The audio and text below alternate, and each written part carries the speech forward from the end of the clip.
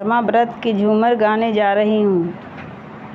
हड़िया दबैते माई हाथ पड़लो फोलवा से, कड़िया दबैते माई हाथ पड़लो फोलवा से। हमें जइबै मामा के संग हो विदेशिया से, हमें जइबै मामा के संग हो विदेशिया से।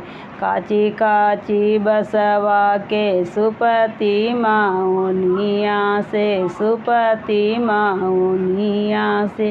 बेचे गेलू हाजीपुर बाजार हो विदेशिया से, बेचे गेलू हाजीपुर बाजार हो विदेशिया से। सब कोई ले माई सुपति माउनिया से, सुपति माउनिया से। पिया मोर निरखै बदना हो विदेशिया से, पिया मोर निरखै बदना हो विदेशिया से। इतना देखिए जब नियार मांगे चललन, नियार मांगे चललन से।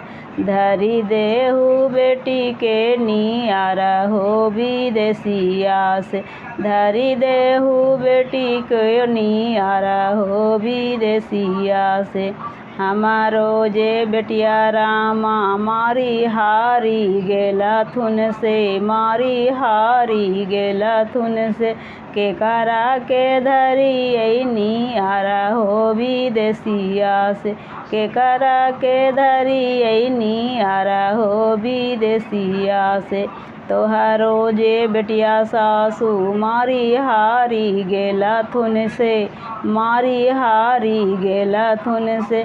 बेटी के चैती बाता लादा हो विदेशिया से, बेटी के चैती बाता लादा हो विदेशिया से।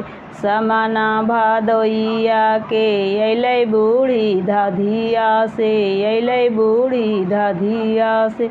अरे दही गेलो बेटी के चैती हो विदेशिया से, दही गेलो बेटी के चैती हो विदेशिया से। बेटी के गहना बाता लादा हो विदेशिया से, बेटी के गहना बाता लादा हो विदेशिया से। जेठारे बैसाखवा के दिन दोपहरिया से, दिन दोपहरिया से।